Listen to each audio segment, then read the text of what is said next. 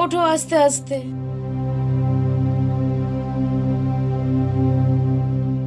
তোমাকে বলেছি না ঘরের কোনো কাজ করবে না তুমি, আমি তো আছি।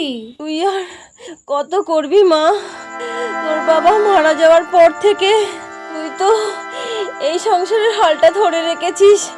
আমি তোর ওপরে আর কত চাপাবো বল? তুমি এখন এসব কথা রাখবে? তুই তো আবার কাজে যাবি মা। তুই আমার কথা বাদ দে।